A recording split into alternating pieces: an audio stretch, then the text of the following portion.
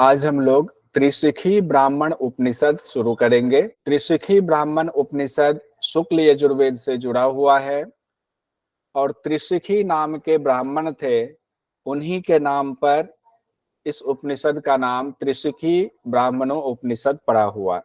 क्यों पड़ा है? तो त्रिशिखी ब्राह्मण आदित्य भगवान से यानी सूर्य देव से ज्ञान ले रहे हैं, सवाल कर रहे हैं और उनको जवाब मिल रहा है। तो दोनों के बीच का जो संवाद है वो इस उपनिषद में रखा गया है।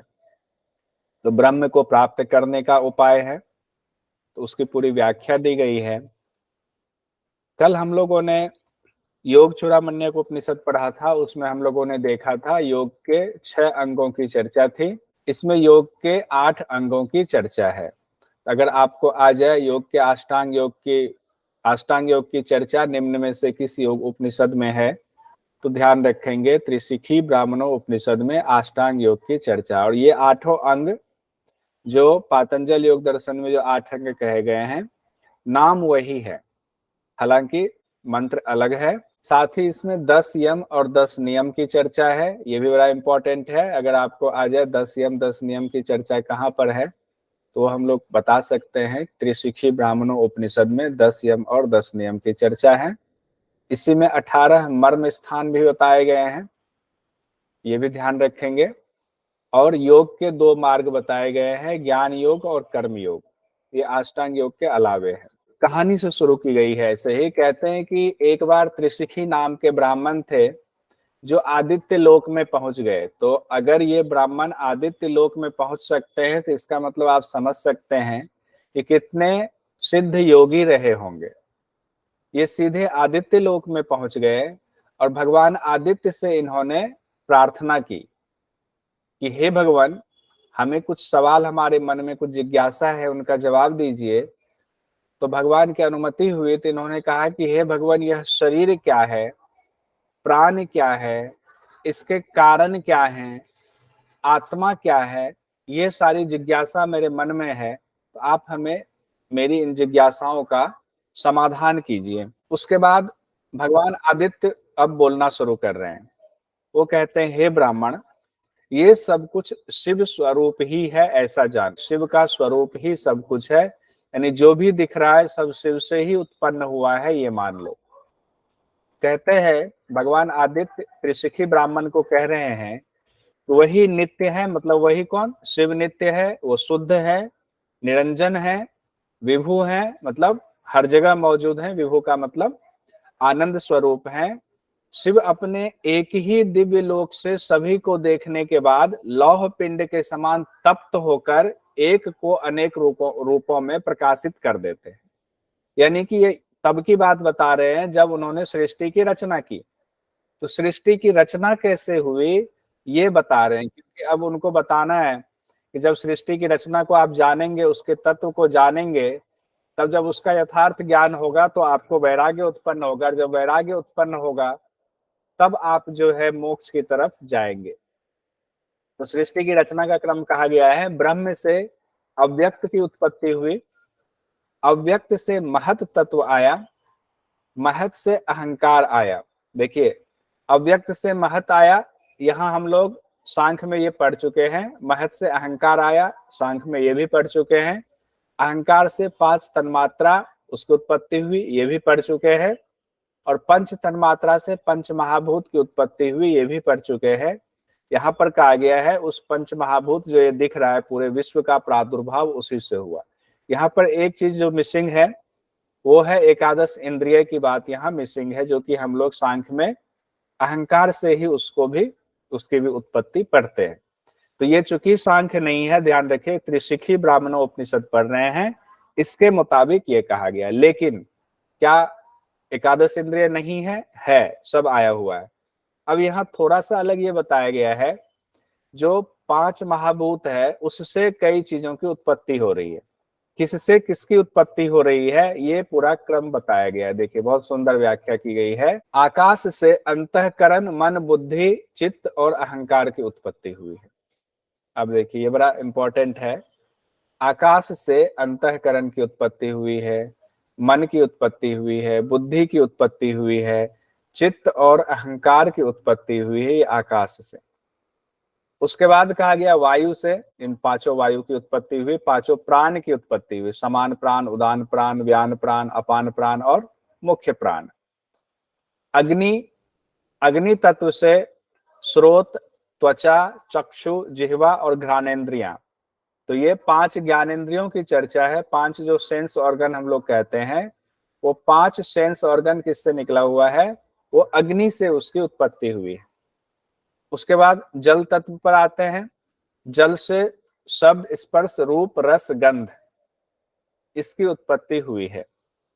उसके बाद पृथ्वी तत्व पर आते हैं। पृथ्वी से कहा गया 5 कर्मेंद्रियां जो हैं, वाणी, हाथ, पैर, गुदा और उपस्थ, वो पृथ्वी तत्व से उसको माना गया है कि उसकी उत्पत्ति भी उसी से जुड़ा हुआ है। कि आकाश से जो अंतःकरण, मन, बुद्धि, चित्त और अहंकार आया, तो इसके कार्य भी होंगे और कुछ विषय भी होंगे। तो आकाश के क्या कार्य हैं और ये सारी चीजें जो अंतःकरण, मन, बुद्धि, चित्त एवं अहंकार, इनके विषय कौन से हैं ये देख लीजिए। कहते हैं आकाश के कार्य एवं अंतःकरण आदि जो ये पांचों हैं, इनके विषय हैं ज्ञान, संकल्प, दृढ़ निश्चय, अनुसंधान और अभिमान। ये आकाश के कार्य हैं और इनके विषय हैं। उसी तरह वायु, जो 5 वायु है, उनके विषय क्या है? तो वायु के कार्य और विषय हो गए संतुलन बनाना, समीकरण, उन्नयन मतलब ऊपर उठाना, ग्रहण करना, श्रवण, श्वास यानी श्वास लेना और छोड़ना को उच्छ्वास कहते हैं। ये सब वायु के कार्य के अंतर्गत आते हैं, उसी के विषय हैं। उसके बाद कहा गया है अग्नि। अग्नि से हम लोगों ने देखा था 5 ज्ञानेंद्रियां, 5 सेंस ऑर्गन की उत्पत्ति हुई। तो उसके कार्य एवं उसके विषय के बारे में कहा गया शब्द, स्पर्श, रूप, रस, गंध, ये उनके कार्य और विषय हैं। और इसीलिए कहा गया ये सब जल तत्व के आश्रित हैं, इसीलिए जल तत्व में अलग से कुछ नहीं कहा गया है। उसके बाद पृथ्वी वाले में वाणी, हाथ, पैर, गुदा जो उपस्थ, ये जो 5 कर्मेंद्रियां हैं, इसका है वाणी बोलना, हाथ का दान, पैर का जो है गमनागमन मतलब चलना, गुदा का विसर्जन, उपस्थ का आनंद। ये पृथ्वी तत्व के कार्य एवं कर्मेंद्रियों के विषय हैं। अब इसी तरीके से ऊपर भी अगर जोड़ दे तो अंतःकरण का क्या हो गया? ज्ञान। मन जो है संकल्प विकल्प करता है, बुद्धि दृढ़ निश्चय पर पहुंचती है, चित्त अनुसंधान, अहंकार जो है वो अभिमान से जुड़ा हुआ है। आगे कहा गया है त्रिशिखी ब्राह्मण उपनिषद में, ये संवाद चल रहा है भगवान आदित्य और त्रिशिखी ब्राह्मण के बीच में। तो जितना ज्ञान है वो भगवान आदित्य ज्ञान दे रहे हैं। कहते हैं मन एवं बुद्धि में ही चित्त और अहंकार अंतर्भूत है, उसी में मान लेना चाहिए। उसके बाद शरीर के अंदर 12 देवताओं का जिक्र है। कहा गया है चंद्रमा, ब्रह्मा, दिशाएं, वायु, सूर्य, वरुण, अश्विनी कुमार, अग्नि, इंद्र, उपेंद्र, प्रजापति, यम, ये सभी 12 देवता आपके शरीर में उपस्थित रहते हैं, अवस्थित हैं अलग अलग जगहों पर। यम, नियम आदि जो अष्टांग योग की साधना है, उसके द्वारा जो ज्ञानमयी शिखा है उसका प्रादुर्भाव होता है। यानी कि इन अष्टांग योग के द्वारा आप ब्रह्म को जान सकते हैं। तो योग के 2 मार्ग भी इसके साथ ही बताए गए हैं, ज्ञान योग और कर्म योग। तो त्रिशिखो ब्राह्मण उपनिषद में अष्टांग योग के साथ योग के 2 और मार्ग बताए गए हैं। जो इसी से संबद्ध है वो है ज्ञान योग और कर्म योग। तो हम अष्टांग योग को भी देखेंगे, लेकिन पहले ज्ञान योग और कर्म योग को देख लेते हैं। ज्ञान योग क्या है? तो ज्ञान योग के बारे में कहा गया है यत्तु चित्तस्य सतत अर्थे श्रेयसी बंधनम ज्ञान योगः स विज्ञेयः सर्व सिद्ध करः शिवः। कहते हैं चित्त का सर्वथा आत्मिक उत्थान में नियोजित किए रहना ही ज्ञान योग है। यानी जो आपका चित्त है उसको हमेशा आप आत्मिक उत्थान में, यानी कि आत्मा को जानने के लिए, आत्मा क्या है उसी के प्रयोजन से उसी में लगाए रखें, यही ज्ञान योग है। तो ज्ञान योग के फल क्या बताए गए हैं? फल के तौर पर कहा गया है ज्ञान योग से श्रेष्ठ एवं कल्याणकारी सिद्धियां आपको प्राप्त हो जाती हैं। ये हो गया।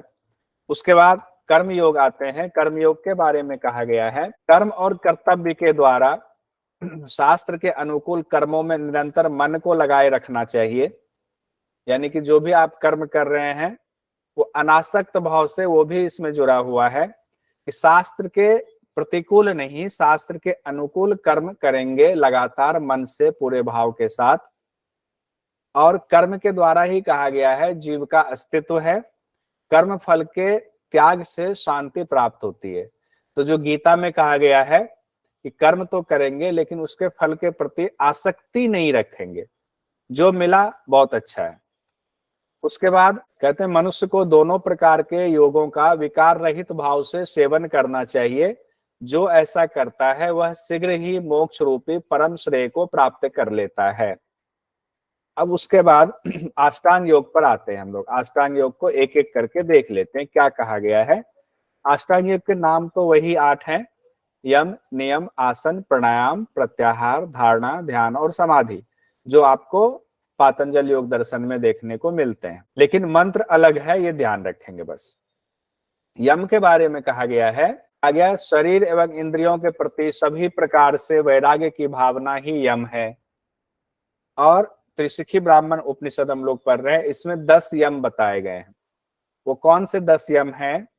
वो है अहिंसा, सत्य, अस्तेय, ब्रह्मचर्य, दया, आर्जव, क्षमा, धृति, मिताहार और शौच। ये पहले भी हम लोग कई बार पढ़ चुके हैं, तो इसलिए इसकी बहुत व्याख्या में जाने की जरूरत नहीं है। उसके बाद दूसरा जो अंग है वो है नियम। कहा गया अनुरक्ति ही परे तत्वे सततम नियमः स्मृतः, यानी कि परमात्म तत्व से निरंतर अनुरक्ति मतलब उसमें राग होना, उसमें प्रेम होना, विरक्ति मतलब वैराग्य होना।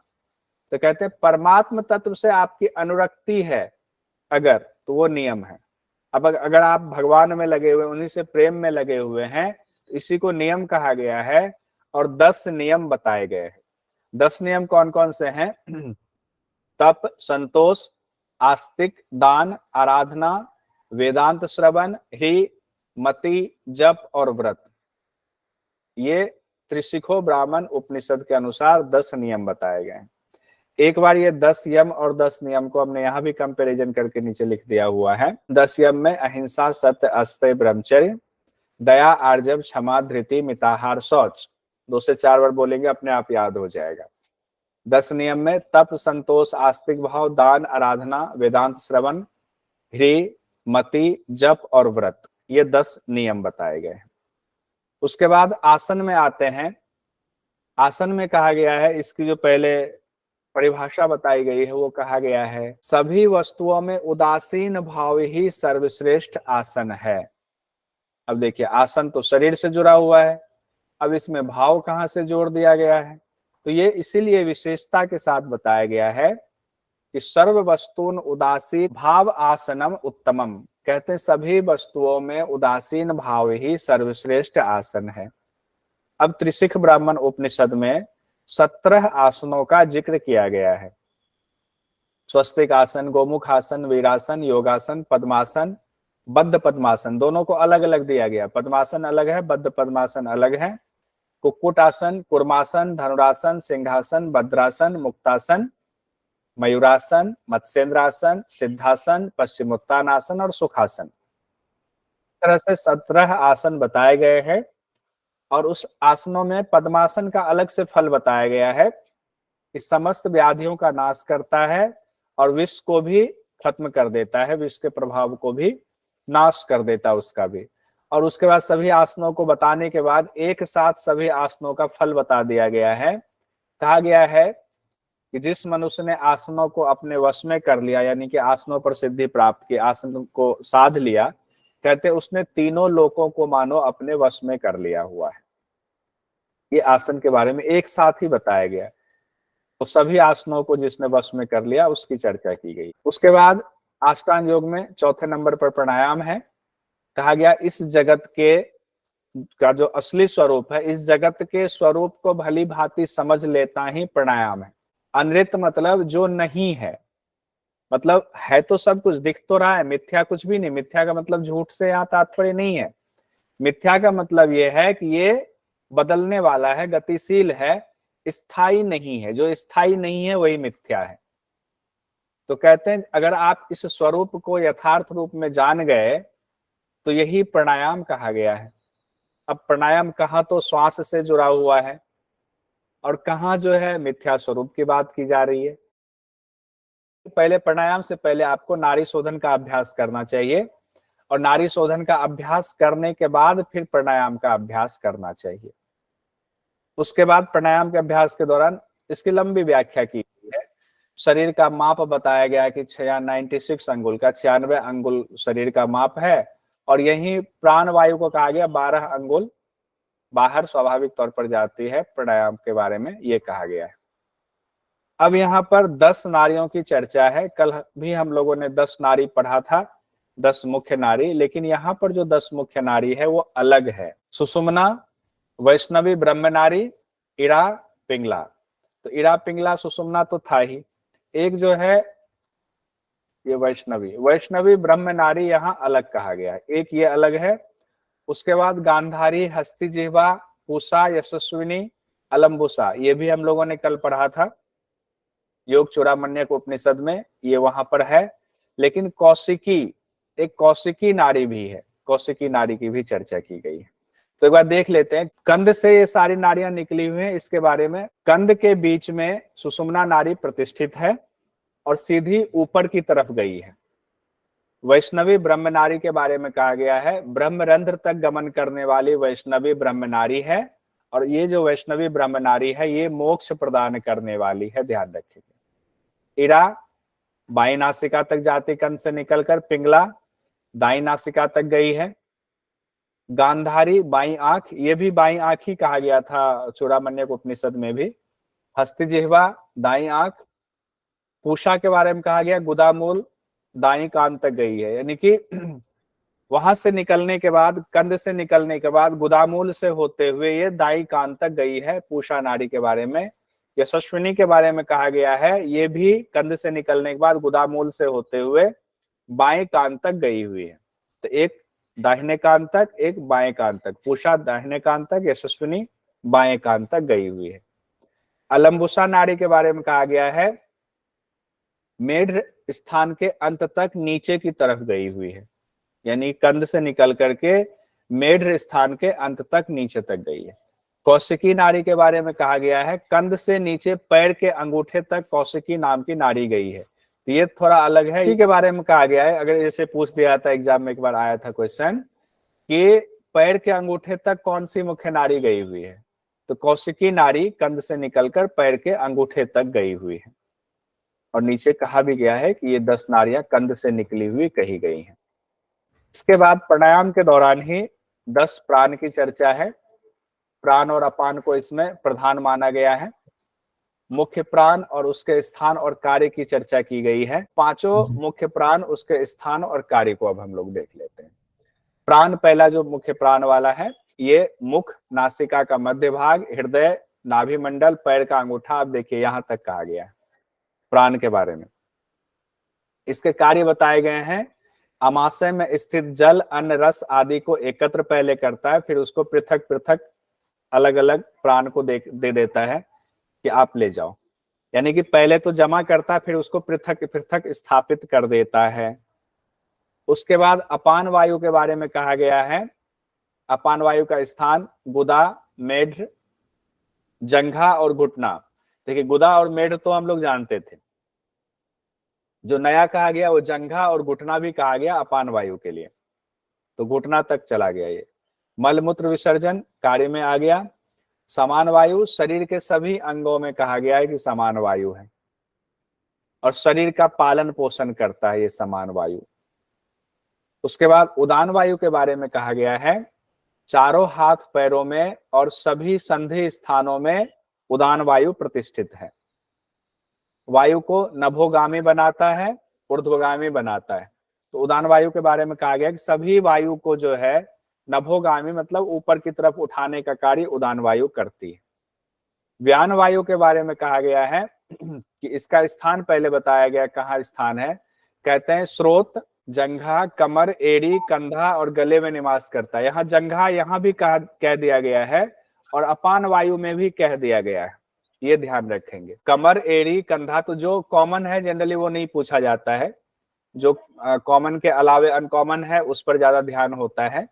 और व्यान वायु की जो के कार्य बताए गए हैं, प्राण अपान वायु की चेष्टा व्यान के योग से ही संपन्न होती है, यानी प्राण अपान जो अपना कार्य करते हैं, जो चेष्टा करता है, वो व्यान वायु उसमें एक तरह से उत्प्रेरक का कार्य करता है। ये हम लोग ध्यान रखें। जो नाग आदि 5 उपप्राण हैं, उसके बारे में कहा गया है कि ये त्वचा, अस्थि आदि में प्रतिष्ठित रहते हैं। अब हम लोग आते हैं कि प्राणायाम जो करेंगे तो कौन सा आसन बिछाएंगे, इसके बारे में कहा गया दर्भकूश या काले हिरण आदि का आसन बनाना चाहिए। प्राणायाम की 4 विधि बताई गई है। अगर कहे कि प्राणायाम की कितनी विधि बताई गई है त्रिशिखो ब्राह्मण उपनिषद में, तो 4 विधि बताई गई है, रेचक, पूरक, कुंभक और फिर रेचक। तो आप कहेंगे रेचक 2 बार आया हुआ है। हाँ, इसको एक तरह से पार्ट कह लेंगे। सबसे पहले इन्होंने, जैसे हम लोग करते हैं ना कि पहले श्वास लेते हैं, पूरक करते हैं, इसमें पहले रेचक कहा गया, पहले रेचक कर देंगे। श्वास जो अंदर है इस घट में, पहले उसको निकाल देंगे। रेचक करने के बाद फिर पूरक, कुंभक और रेचक करेंगे। तो रेचक रेचक 2 बार हो गया हुआ है। तो इस हिसाब से 4 विधि बताई गई है, साफ साफ लिखा हुआ है मंत्र में भी, त्रिशिख ब्राह्मण उपनिषद में। और ये भगवान आदित्य बता रहे हैं त्रिशिखी ब्राह्मण को। बैठना कैसे है, आसन आपने ले लिया, आपको स्थिति का पता चल गया कि 4 तरीके से हमें करना है, 4 स्टेप हमें उसमें फॉलो करना है। कहा गया शरीर को सीधा करके बैठेंगे, नासिका के अग्रभाग पर दृष्टि रखेंगे, दांतों से दांतों का स्पर्श ना होने दें, दांत से दांत नहीं चढ़ाकर रखेंगे, यानी दोनों में गैप रहे, और जिह्वा को तालु मूल में लगा लेंगे। यानी प्राणायाम के दौरान, देखिए ये थोड़ा सा अलग है, ध्यान रखिएगा कि जिह्वा को तालु मूल में लगाने की बात किस उपनिषद में की गई है प्राणायाम के दौरान, तो त्रिशिख ब्राह्मणों उपनिषद में की गई है। अब पूरे मन को एकदम स्वस्थ रखते हुए, और सिर को कहा गया थोड़ा सा झुका के रखेंगे। सिर जैसे जनरली सीधा रखते हैं, कहा गया सिर थोड़ा सा झुका ले। योग मुद्रा में हाथों को आबद्ध कर ले। अब उसके बाद विधि बताई जा रही है। विधि में जो पहले हम लोगों ने कहा पहले रेचक किया गया है, तो विधि में कहा गया है कि हाँ पहले रेचक ही करेंगे। कहते दाहिने हाथ से पहले दाई नासिका से वायु को बाहर निकाल देंगे, यानी कि पहले राइट स्वर से दाहिनी नासिका से वायु को बाहर निकाल देना, रेचक कर देना है। और उसके बाद फिर पूरक से शुरू होगा। तो कैसे शुरू होगा, और उसमें मात्रा भी दिया हुआ है, पूरक, कुंभक फिर रेचक। तो एक तो ऊपर हो गया, बाकी 3 है नीचे, तो 4 इस तरह से हुआ।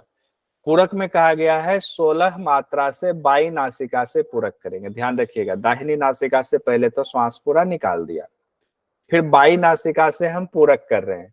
कितनी मात्रा में त्रिशिखी ब्राह्मणोपनिषद में, तो 16 मात्रा में पूरक कर रहे हैं, 64 मात्रा में कुंभक कर रहे हैं, ध्यान रखिएगा, और 32 मात्रा में दाई नासिका से रेचक कर रहे हैं। तो 16 चौके 64, 16 दूना 32, 1 4 2 का रेशियो ये हमारा बनता है, 1 4 और 2 का रेशियो। तो कहा गया इस तरह बार बार प्राणायाम का अभ्यास करना चाहिए, यानी पूरक, कुंभक और रेचक का अभ्यास करना चाहिए।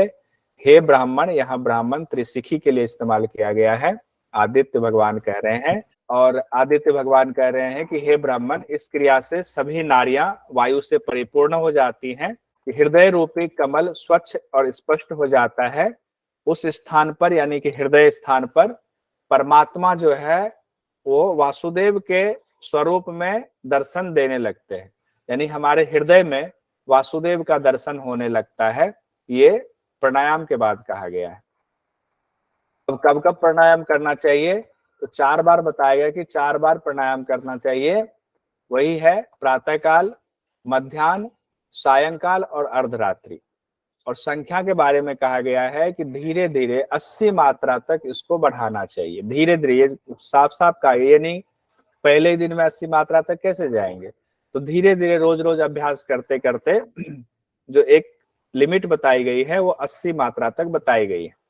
अब कहते हैं जब आप 80 मात्रा तक पहुंच जाते हैं, तो कहते हैं जैसे मान लीजिए कि हमने 6 महीने से अभ्यास कर रहे हैं, सपोज कीजिए, और आज ऐसा दिन आया जब हम 80 की मात्रा तक पहुंच गए। कहते जिस दिन आपने 80 की मात्रा तक कर लिया, उसके उसी दिन, यानी एक दिन के अभ्यास से ही सभी पापों का शमन हो जाता है। उसके बाद कहा गया है अगर 80 मात्रा तक प्राणायाम आप करते हैं और 3 साल तक नियमित रूप से आप ऐसा कर लेते हैं कि आप वायु को जीत लेते हैं, इंद्रियों को वश में रखने लग जाते हैं, अल्पाहारी हो जाते हैं, आपकी नींद अपने आप कम हो जाती है, आप तेजोमय और बलवान हो जाते हैं। ये 3 साल करने के बाद, उसके बाद इसमें भी अधम, मध्यम और उत्तम 3 श्रेणी यहाँ भी बताया गया है। अधम में कहा गया जब आप प्राणायाम कर रहे हैं आपको पसीना आए तो सोचे कि अभी अधम वाली स्थिति है। कहा गया जब आपके शरीर में कंपन होनी शुरू हो जाए तो आप माने कि मध्यम प्राणायाम की श्रेणी में हम पहुंच गए हैं, और जब शरीर ऊपर उठ जाए तो माने कि उत्तम श्रेणी में हम पहुंच गए हुए हैं। तो कहते हैं कि अधम श्रेणी का प्राणायाम होगा तो उसका क्या फल होगा? कहते आधि एवं व्याधि संपूर्ण पापों का विनाश हो जाता है। मध्यम में महाव्याधियां, जो बड़ी से बड़ी व्याधियां हैं, और पापों का नाश हो जाता है। उत्तम में कहा गया यानी कि जो ऊपर कहा गया कि प्राण को जब साध लेंगे पूरी तरह प्राणायाम हो जाता है, वो उत्तम वाली बात जो 80 वाली बात थी वो उसकी थी कि निद्रा कम हो जाती, अल्प निद्रा वाला, मल मूत्र भी अल्प हो जाता है, शरीर लघु हो जाता है, हल्का हो जाता है, अल्पाहारी हो जाता है, बहुत कम भोजन करता है, इंद्रियां वश में हो जाती हैं, बुद्धि तीव्र हो जाती है, तीनों कालों को जानने में समर्थ हो जाता है, त्रिकालदर्शी हो जाता है। ये उत्तम प्राणायाम अगर आपने साध लिया तो।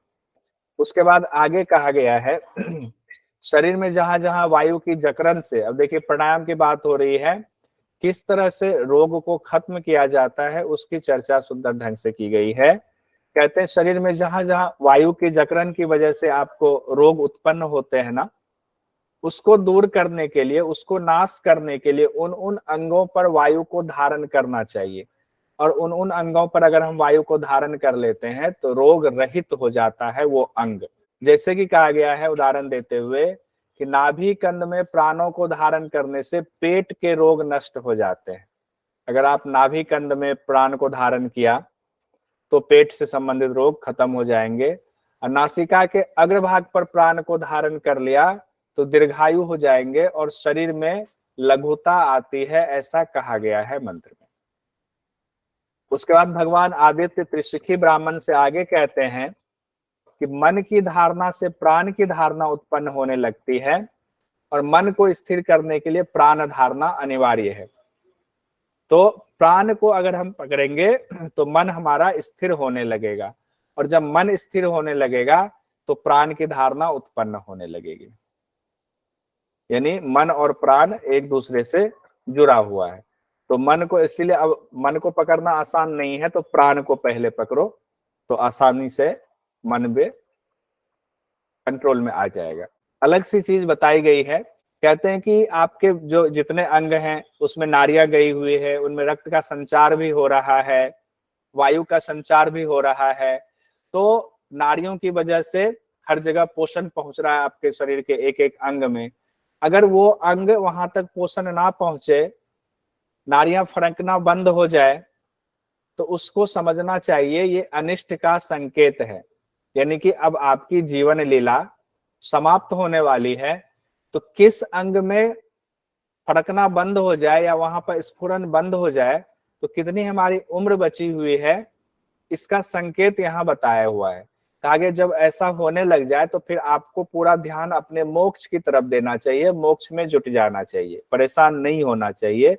कहा गया अगर दोनों पैरों और दोनों हाथों के अंगूठे में स्फुरन ना हो, अब वहां कोई मूवमेंट नहीं हो रही है, तो क्या मानना चाहिए कि जीवन अब हमारा 1 साल का बचा हुआ है, बस हम 1 साल तक जिंदा रहेंगे। ऐसा त्रिशिखी ब्राह्मणों उपनिषद में कहा गया है।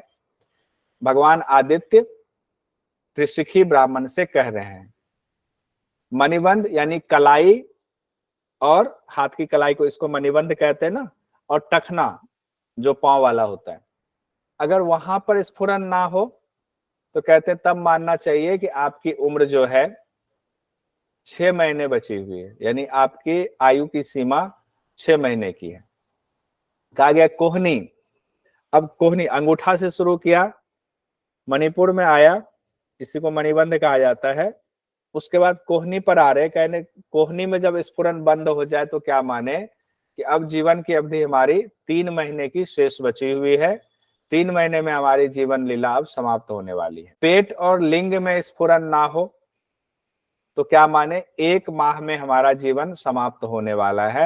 अब जल्दी से जल्दी हम भगवान के ध्यान में ही लगे रहे, सब कुछ छोड़ करके। कहते आंखों में जब स्फुरन ना हो तो क्या समझना चाहिए कि 15 दिन हमारी आयु बची हुई है, आंखों से भी स्फुरन खत्म हो गया हुआ है। कहते हैं जठर द्वार पर स्फुरन ना हो तो जीवन की अवधि 10 दिन मानना चाहिए। उसके बाद कहा गया है जब सूर्य और चंद्रमा आपको जुगनू के समान दिखने लगे तो कहते हैं मानना चाहिए कि फिर आपकी उम्र सिर्फ और सिर्फ 5 दिन रह गई हुई है। ये त्रिशिखी ब्राह्मण उपनिषद में कहा गया है। जिह्वा के अग्रभाग का दर्शन बंद हो जाए तो मानना चाहिए 3 दिन की आयु हमारी शेष रह गई हुई है। उसके बाद कहा गया है जब ज्वाला का दिखाई देना बंद हो जाए तो मानना चाहिए कि 2 दिन की आयु शेष रह गई हुई है, 2 दिन बाद हम परलोक सिधार जाएंगे। ये त्रिशिखी ब्राह्मणोपनिषद में है। हो सकता है इसकी व्याख्या और विशद हो, हम लोग तो शब्दार्थ पर चले जाते हैं तो इसमें हम बहुत ज्यादा गहराई में नहीं जाएंगे। अब प्रत्याहार पर हम लोग आते हैं। प्रत्याहार के बारे में कहा गया है चित्त का अंतर्मुखी भाव ही प्रत्याहार है। तो चित्त का अंतर्मुखी मतलब इंद्रियों को अंतर्मुखी कर लेना, वो प्रत्याहार कहलाता है। उसके साथ ये भी कहा गया है शरीर में स्थित मर्म स्थलों को एक स्थान से दूसरे स्थान में खींचने को भी प्रत्याहार कहा गया है। ये यहाँ पर एक अलग चीजें कही गई और यहीं पर कहा गया है कि शरीर में परमात्मा की चेतना शरीर के 18 मर्म स्थान में धारण रहती है। उन मर्म स्थानों से चेतना को एक स्थल से दूसरे स्थल की ओर खींचना ही प्रत्याहार है। तो प्रत्याहार में 2 चीजें आ गई। एक तो ये आ गया चित्त को अंतर्मुखी भाव कर देना प्रत्याहार है। दूसरा है कि परमात्मा की चेतना आपके हर मर्म स्थल पर समाहित है और उन सभी मर्म स्थलों को चेतना को एक स्थल से दूसरे स्थल की ओर खींचना, मिलाना, वही प्रत्याहार है। उसके बाद धारणा पर आते हैं। धारणा में कहा गया है चित्तस्य निश्चली भावो धारणा धारणं विदुः अर्थात चित्त का निश्चल भाव धारण कर लेने की स्थिति को धारणा कहते हैं। कि जब चित्त का अब निश्चल भाव हो गया, अब कहीं चित्त इधर उधर नहीं जा रही, अब उसको कंट्रोल में करने की जरूरत भी नहीं पड़ रही है, तो यही धारणा हो गया। आदित्य भगवान कहते हैं यम आदि के द्वारा मन को स्थिर करना ही धारणा है और धारणा करने से क्या होता है, मनुष्य संसार सागर से पार होने में सफल हो जाता है। घेरन संहिता में पंच धारणा हम लोगों ने पढ़ा हुआ है। 5 स्थानों पर धारणा करने की चर्चा यहाँ भी की गई है। वही 5 तत्व की बात की गई है कि पृथ्वी तत्व, जल तत्व, उसके बाद अग्नि तत्व, वायु तत्व और आकाश तत्व, यानी कि पंच महाभूत पर धारणा की बात की गई है। अलग जो इसमें है त्रिशिखी ब्राह्मणोपनिषद में वो ये है कि स्थान बताया गया है। जैसे पृथ्वी तत्व हम लोगों ने घेरन संहिता में क्या पढ़ा था कि पृथ्वी तत्व पर धारणा करना था। हम ये मानकर चलते थे कि मूलाधार चक्र पर धारणा की बात हो रही है। और यहाँ पर जो कहा गया है, देखिए स्थान पैरों से घुटने तक का भाग पृथ्वी तत्व का अंश माना गया है। ये अंतर है दोनों में, इसीलिए हमने उसका रेफरेंस लिया। घेरन संहिता में एक चक्र तक हम सीमित थे और यहाँ तक एक चक्र तक सीमित ना होकर कहा गया पैरों से लेकर के घुटने तक का भाग पृथ्वी तत्व का अंश है। उसमें कहा गया है पीले रंग से युक्त 4 कोण वाला मानेंगे और 5 घटी तक इन स्थानों पर धारणा करनी चाहिए। तो 5 घटी का मतलब 2 घंटे तक यहाँ पर धारणा करने की बात कही गई है। और घेरन संहिता में हम लोगों ने देखा था कि पांचों महाभूत में 5-5 घटी तक ही धारणा करनी थी, लेकिन त्रिशिखी ब्राह्मणों उपनिषद में बढ़ता जाता है धारणा का समय। अब दूसरा है घुटनों से लेकर के कमर तक, पैर से घुटना तक बताया दिया पृथ्वी तत्व, घुटना से कमर तक तो बताया गया है जल तत्व का अंश है। आकार अर्धचंद्राकार बताया गया है, रंग श्वेत बताया गया है और यहाँ सीधे कह दिया गया है अब 5 नहीं 10 घटी तक धारणा कीजिए। 10 घटी तक कितना हो गया, 5 घटी 2 घंटे, तो ये हो गया आपका 4 घंटे तक धारणा करनी। उसके बाद आगे कहा गया है शरीर के कटी प्रदेश, कमर तक आ गए थे, कमर से लेकर के मध्य भाग तक शरीर के, उसको कहा गया अग्नि का स्थान, यानी कि हम लोग पहुंच गए नाभि वाले स्थान तक। तो नाभि का पेट में ऊपर तक भी ले, मध्य स्थान कहा गया है। तो ये हो गया आपका अग्नि का स्थान। और आकार कहा गया, अग्नि की लपटों की तरह आकार मान ले, रंग सिंदूरी जैसा मान ले। और यहाँ सीधे 5 घटी और बढ़ा दिया, 15 घटी तक यहाँ कीजिए, तो 6 घंटे तक यहाँ आपको धारणा करनी थी। यही अलग है, हो सकता है कि एग्जाम में इससे संबंधित चीजें आ जाए कि 5 घटी, 10 घटी, 15 घटी। उसके बाद कहा गया यहाँ नाभि तक था, कटी प्रदेश के से लेकर के मध्य भाग तक, तो नाभि से लेकर के नासिका तक कहा गया वायु का स्थान मानकर चलेंगे। नाभि से नासिका तक वायु का स्थान। आकार कहा गया वेदी के सदृश आकार मान ले, धूम की तरह, धुएं की तरह मान ले कलर। और कितनी देर तक धारणा करनी है, 20 घटी तक धारणा करनी है, नहीं 8 घंटे तक धारणा करने की बात कही गई है, तो बिल्कुल अनोखा है। उसके बाद इसमें नहीं कहा गया कितने घटी तक धारणा करनी है। नासिका से ब्रह्मरंध्र तक, नासिका से ब्रह्मरंध्र तक आकाश तत्व का स्थान बताया गया, नीला रंग बताया गया है। कितनी घटी तक धारणा करेंगे ये इसमें क्लियर नहीं किया गया है, तो कंफ्यूज नहीं हो। अष्टांग योग में 7वें नंबर पर आता है ध्यान।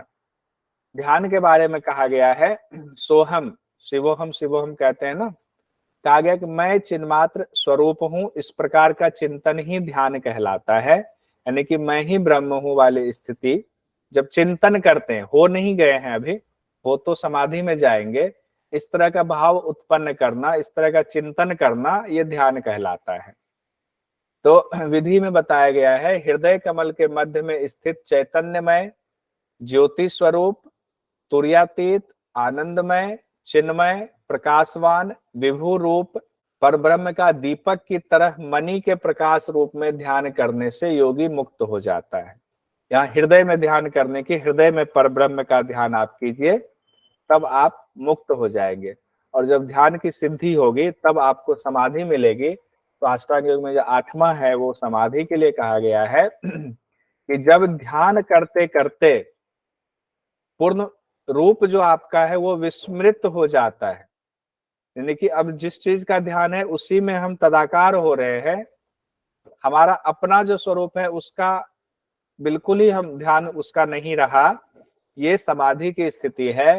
यानी ध्यान में स्वयं को ही भूल जाना और इष्ट के साथ एकाकार हो जाना। क्योंकि यहाँ ध्यान किनका कर रहे हैं, तो हृदय में ध्यान कर रहे हैं, इष्ट का ध्यान कर रहे हैं, परब्रह्म का ध्यान कर रहे हैं। इसीलिए कहा गया है खुद को भूल जाना और इष्ट के साथ एकाकार हो जाना, यही समाधि है। और इसके बारे में आगे कहा गया है दोनों का यथार्थ ज्ञान हो जाने पर, यानी कि तब हमें जीवात्मा और परमात्मा का यथार्थ ज्ञान हो जाता है, फिर हम जान लेते हैं कि हम ही ब्रह्म हैं, यानी मैं ही ब्रह्म हूं। इस स्थिति तक पहुंच जाना ही समाधि है।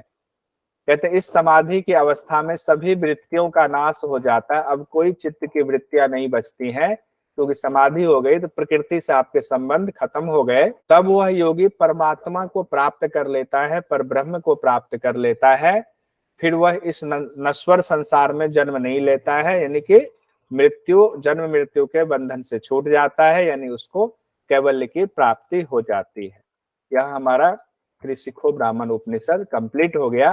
ये ज्ञान जो हम लोगों ने पढ़ा, भगवान आदित्य ने त्रिशिखी ब्राह्मण को दिया, वो हम लोगों ने पढ़ा।